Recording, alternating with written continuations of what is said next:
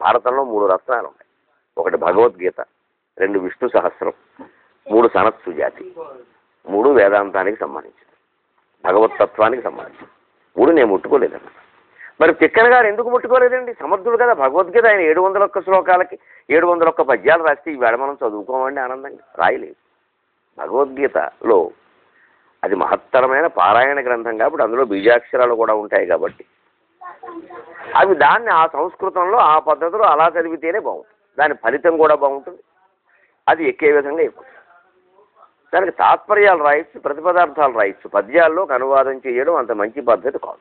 అంచేది భగవద్గీతను తిక్కన గారు వదిలేసాడు కాదు. ఎందుకంటే అలాగే అందులో సంస్కృతంలో చదువుకోవాలి. ఊరికే ఏదో 10 పద్యాలు అక్కడ రాసి ఆ తత్వం అంతా వచ్చే విధంగా. మరి 18 అధ్యాయాలకి 10 పద్యాలు ఏమిటి? రేపు భీష్మ పర్వంలో మనం ఏం చేస్తామో చూద్దురుగా. విష్ణు సహస్రం అవి 1000 నామాలు. పద్యాల్లో చెప్పినప్పటికీ శ్లోకాల్లో కూడా 8 నామాలు 10 నామాలు కలిపి 108 శ్లోకాలు ఉన్నాయి సుమారుగా. పద్యాల్లో కూడా 108 పద్యాలు చెప్పచ్చు. కానీ వరుసగా అతుకుల పొతుకుల కింద నామాలు అవి శుచియుడు, సంసుండు, శుద్ధుండు, భరముండు అని చెప్పుకుంటూ వెళ్ళాలి.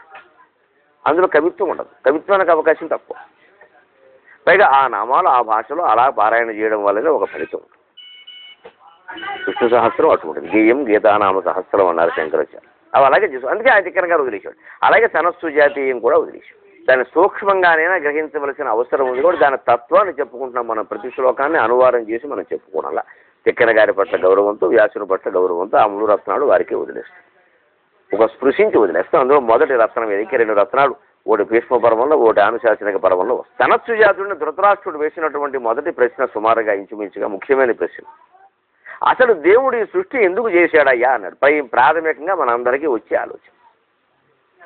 మా అమ్మకు కూడా ఒళ్ళు మండినప్పుడు అంటూ ఉండదు, ఇదంతా వాడి కోసం చేసుకున్నాడు రా, మళ్ళీ ఏమిటో మన చంపుతున్నాడు ఈ మాయలో పడేసి, తెలుసుకోండి ఎందుకు తెలుసుకోవడం, మన పుట్టించకపోతే తెలుసుకునే పని ఉందట, ఎవడు పుట్టించమన్నాడు వీడిని, వాడు వీడు అని చదువుగానే మాట్లాడతారు పెద్దవాళ్ళు. అలా నిజంగా తత్వం అంతే. ఏదో ముసలావిడందనమాట నాకు విన్నప్పుడు అనిపిస్తుంది, నిజమే అమ్మ గ్రహించింది ఈ తత్వం అనుకుంటా. ఎందుకు చేశారండి ఎవరన్నా చెప్పండి జవాబు. దానికి సనత్సు జాతుడు తనదైన శైలిలో చెబుతున్నాడు. దోషో మకానత్ర విభేద యోగే అనాది యోగేన భవంతి నిత్యాక తదాస్య నాధిక్యముపైతి కించిత్ అనాది యోగేన భవంతి పుంసక. అసలు ఈ సృష్టి జరిగిందని ఎవరు చెప్పారయ్యా నీకు అన్నాడు. బుర్ర పేలిపోయింది ధృతరాష్ట్రుడు. సృష్టి ఎందుకు చేశాడని అడుగుతున్నావా? అసలు చేశారని ఎవరు చెప్పారు నీకు? సృష్టి అనేది ఉందని నువ్వు అనుకుంటున్నావా? అంటే ఇప్పుడు ఏమవ్వాలని మనం? దోషో మహానత్ర విభేద యోగేకి. మొత్తం మహాన్ దోష, ఒక గొప్ప పొరపాటు, ఒక భ్రమ ఎక్కడ జరుగుతుంది అంటే అత్ర విభేద యోగి. దీన్ని అనేకంగా చూడడంలోనే భ్రమ ఉందయ్యా. అనేకత్వం భ్రమ, ఏకత్వం నిజం, ఏకమేవ అద్వితీయం బ్రహ్మ. ఏకోహం బహుశ్యాం ప్రజాయేతి. నేను ఒక్కడే ఉన్నాను, అనేక రూపాలు పొందితే బాగుండు, ఈ సంకల్పమే అయింది. మరి సంకల్పించడం నిజమే, అదో మహామాయ. అంచేత కనపడుతున్న సృష్టి శంకరాచార్య చెప్పినట్టుగా జగన్ మిథ్య. నువ్వు తేడాగా చూడడం వల్ల నీకు అలా కనిపిస్తోంది తప్ప నిజంగా లేదయ్యా అన్నారు. అనాది యోగేన భవంతి నిత్యాక. దేవుడు అనాది యోగం ఎప్పటి నుంచో ఉన్న వ్యవహారం. ఈ నిత్యాక పరమాత్మ నిత్యుడు. ఆయనకి మళ్ళీ ఒక అనిత్య స్వరూపం అంటూ ఏం లేదు. జీవుడు తాను ఉన్నాను, ప్రత్యేకంగా ఉన్నాను అని కూడా ఓ పెద్ద భ్రమ. అనేకత్వం ఒక భ్రమ, ఏకత్వమే సత్యం. ఎలాగా? ఆభరణాలు బంగారం ఉదాహరణగా చెప్పారు. ఇక్కడ పెట్టుకుంటే కంకణం అన్నారు, ఇక్కడ పెట్టుకుంటే ఏదో అంగదం అన్నారు, ఇక్కడ పెట్టుకుంటే కంఠహారం అన్నారు, ఇక్కడ పెట్టుకుంటే దుద్దులు అన్నారు, ఇంకో చోట పెట్టుకుంటే ముద్దులు అన్నారు. ఉన్నదంతా బంగారమేనా? అవి మొత్తం కరిగించి పోస్తే ఏమైంది? అంటే ఈ ఆకారంలో ఉంటే దుద్దులని, ఈ ఆకారంలో ఉంటే గాజుని, ఈ ఆకారంలో ఉంటే కంకణమని, ఈ ఆకారంలో ఉంటే వడ్డాణమని, ఈ ఆకారంలో ఉండే వంకి అని మనం పెట్టుకున్నదని ఇంకేమైనా ఉందా? మరి నువ్వు కల్పించుకున్నావు అనాది దోషో మహానత్ర విభేద యోగే. ఈ విభేదం నువ్వు కల్పించుకున్నావే, ఉన్నదంతా బంగారమే. అర్థమైపోయిందా లేదా? ఏమిటి ఇందులో కష్టం? ఈ భావన నిరంతరం ఉండడం కష్టం, అర్థం కావడం. ఇంతేటే మా ఇట అని మళ్ళీ లేవడమును, మినపరొట్టులోకి అల్లం పచ్చడి చేద్దామా, గోంగూర పచ్చడా, ఏదైతే రెండు మాయేగా. ఆ పూటకి ఏది వీలైతే చేసుకోవడం, కూర్చో చేస్తే కానీ కుదరదు అన్నావు అంటే వ్యామోహంలో పడుతుంది. ఏది చేసినా తింటా పర్వాలేదు బాగానే ఉంటుంది, ఏది చేసినా బాగానే ఉంటుంది అంటే ఇంకోసారి చేస్తారు, హాయిగా చేస్తారు. అదే తత్వాన్ని ఆచరణలో పెట్టడం అంటే ఇది. ఏ కూర కోసం, ఏ పచ్చడి కోసం, ఏ మనిషి కోసం, ఏ బంధం కోసం పేచీ పెట్టద్దు. ఉన్నది ఉన్నట్టు అంగీకరించడమే భయంకరమైన తత్వం. భయంకరం అంటే అభయంకరమని అర్థం ఇక్కడ. ఇంకొక మాట చెబుతున్నాడు మనకి స్పష్టత కలిగించడం కోసం. తథాస్య నా ఆధిక్యము పైతి కించితు. ఈ సృష్టి అంతా ఏర్పడడం వల్ల పరమాత్మ యొక్క ఆధిక్యానికి వచ్చిన లోటు ఏమీ లేదు. ఆయన ఏదో అన్ని రకాలుగా అయిపోయాడు నువ్వు అనుకుంటున్నావు తప్పితే ఆయన నిజంగా అవలేదు. ఒకే మనిషిని అందరూ రకరకాలుగా భావిస్తుంటే వారికి వారిగా కనిపిస్తున్నారా లేదా? ఒక తండ్రి తన కుమార్తెను కౌగిలించుకున్నప్పుడు కలిగే అనుభూతి, భార్యను కౌగిలించుకున్నప్పుడు కలిగే అనుభూతి ఒకటేనా? మనందరికీ జీవితాల్లో అనుభూతిలో ఉన్న విషయం. మరి వారు స్త్రీయే, వీరు స్త్రీయే, వారి పోలికలు వీరి పోలికలు, వారి రక్తం వీరి రక్తం కూడా ఒకటే. కుమార్తెను కౌగిలించుకున్నప్పుడు తండ్రికి కలుగుతున్న భావన ఏమిటి? మరి భార్యను కౌగిలించుకున్నప్పుడు కలిగే భావన ఏమిటి? కుమార్తె వయస్సున్న వేరే అమ్మాయిని చూసినప్పుడు ఈ తండ్రికి వేరే, ఈ వయస్సు ఉన్నవాడికి వేరే భావాలు కలగలేదని ఏమైనా ఉందా? ఇదంతా మన మనస్సు చేస్తున్న మాయా కాదా? అంచేది ఉన్నది ఒకే పదార్థం. అది స్త్రీ కాదు, పురుషుడు కాదు, చరము కాదు, అచరము కాదు, స్థావరము కాదు, జంగమము కాదు, ఏమీ కాదు. అందుకే ఏమీ కాదని దాన్ని ఏమనాలో తెలియకే వేదాంత శాస్త్రాలనే తత్ అన్నాయి. తత్ అంటే అది అని అర్థం. దానికి పేరు పెట్టలేదు. పేరు పెట్టామంటే మాయలో పడినట్టు. తత్ అని అది అది అని అదేంటో గొడవలేదు. ఇంకా అందరికీ అదే. ఇంక వేరే పేరు పెడితే కొందరు ఆ పేరుతో పిలిస్తే వాళ్ళు పలుకుతారు. అక్కడి ఏం పేరు పెట్టకుండా అది ఏది అంటే ఎవరు పిలిచినా పలకాల్సిందే. అదేనే పేరు అందరికీ ఉంటుంది. అందుకే భగవత్ పదార్థాన్ని అది అన్నారు. అనాది యోగేన భవంతి పుంసక. మరి జీవులు ఇన్ని రకాలుగా మళ్ళీ మళ్ళీ జన్మలెత్తడానికి కూడా ఈ అనాది అయినటువంటి ప్రకృతి పురుష యోగమే కారణమయ్యా.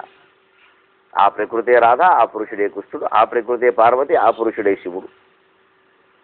ఈ ప్రకృతి పురుషుల యోగం వల్ల ఇలా కనపడుతాం తప్పితే ఇందులో ఏం లేదమ్మా, అంత కంగారు పడాల్సింది ఏం లేదు. దీన్నే మనం ఇదివరకు విరాట పర్వంలో ఒకే సహదేవుణ్ణి తల్లి ఒక రకంగా భావించడం, భార్య ద్రౌపది ఒక రకంగా భావించి చెప్పడం, అన్నగారు ధర్మరాజు వేరొక రకంగా భావించి చెప్పడం చూశాం. ఈ 3 పద్యాలు మాట్లాడినప్పుడు సహదేవుడు అన్నగారు ఎదురుగా ఉన్నాడు, కానీ తల్లి చెప్పినప్పుడు ఉన్నాడు, కానీ ద్రౌపది చెప్పినప్పుడు లేడు. ఉంటే ఏమనుకుంటాడని నేను ఒక్కడనే, ఇంతమంది పైగా వ్యతిరేకంగా చెప్పారు పూర్తిగా. తల్లి ఏం చెప్పింది? కడు పసి బిడ్డ వీడు ఒకటి కాదు అవునా నెరుగండు, ముందరి జడ ఒక పాటి రుంగడు, ఎంతయు కోమలము ఎప్పుడైనా నేకుడు వగబిల్చుగాని తనకుంగల ఆకటి వృద్ధి రుంగడు, ఈ కొడుకిటు ఒక మనము కుందెడు ఇంగనియూరెడిల్లెడు అని నోట్లో 4 పెడితే వేలు పెడితే కొరకలేనట్టుగా చెప్పింది. అదే ద్రౌపది ఎలా చెప్పింది? ఆ రూపం బజికారము, ఆ భుజబలం అత్యంత నిర్గర్వము, ఆ సురత్వంబు దయారసానుగతము, ఆ శుంభక్రియాజ్ఞాన వార్యారంభ ప్రతికూలవాదరహితంబు, ఆ ఈగి సమాన విస్తారోదాత్తము, మాద్రి పిన్న కొడుకు ఎతన్మాత్రుడే చూడగన్ అని గాంభీర్యంతో చెప్పింది. ఏది నిజమనుకోవాలి? ఆవిడకి అలా కనపడ్డాడు. ఇప్పుడు ధర్మరాజు ఈ 2 సమ్మేళనం చేసేశాడు. అకూటిలుడు, ఆర్యసమ్మతుడు, అహంకృతి దూరుడు, నీతి నిర్మలాత్మకుడు, అనబద్ధుడు, శాంతుడు, దాంతుడు, కుంతి పెద్ద శ్రీయు కొడుకు, మేను లేత తన యుల్లము మెత్తన, ఇట్టి అతడిట్లో కోవరునాశ్రయించు విధియోపదే ఎవరినెట్లు చేయగన్. మరి ధర్మరాజుకి ఎలా కనపడేవాడు? సగం మెత్తగా సగం గట్టిగా. ద్రౌపదికి పూర్తి గంభీరంగా కనపడేవాడి, కన్నతల్లికి పూర్తి మెత్తగా కనపడేవాడి. అంతే తల్లి దృష్టి అది, భార్య దృష్టి ఇది, అన్నగారి దృష్టి అది. ఒక వ్యక్తి నలుగురికి 4 రకాలుగా కనపడుతున్నా లేదా? వారు అలాగే ఆయన భావన చేస్తున్నారా లేదా? తల్లి మనల్ని శాసించేది, భార్య మనల్ని శాసించేది, కూతురు మనల్ని శాసించేది, కార్యాలయంలో పనిచేసే మన పక్కన ఉద్యోగిని మనల్ని శాసించేది ఒకటేనా? తేడా లేదా? ఎక్కడికక్కడే. ఈ తేడా అంతా మనం కల్పించుకున్నది కాదా? ఈ మాయ విషయం తెలిస్తే భగవంతుడు సృష్టిని ప్రత్యేకంగా చేశాడు అని అనుకోవలసిన పని లేదు. ఒకవేళ చేశాడు అని నీకు అనిపిస్తుంది కాబట్టి ఎందుకు చేశాడయ్యా? క్రీడార్థం సృజసి ప్రపంచమఖిలం క్రీడామృగాస్తే జనాక యత్కర్మాచరితం మయాచ భవతః ప్రీత్యా భవత్యై భవత్యేవతతు శంభో స్వస్య కుతూహలస్య కరణం మత్యేష్టితం నిశ్చితం తస్మాన్ మామకరక్షణం పశుపతే కర్తవ్యమేవ త్వయా. స్వామి శంకరాచార్య చెబుతున్న మాట శివానందలగలు. క్రీడార్థం సృజసి ప్రపంచమఖిలం, నీ ఆట కోసం ఈ ప్రపంచం అంతా సృష్టి. క్రీడామృగా స్తేజన, ఈ జీవులందరూ నీ ఆటకు నీ చేతిలో పావులు. యత్ కర్మాచరితం, మయాచ భవత ప్రీతి భవత్యేవత.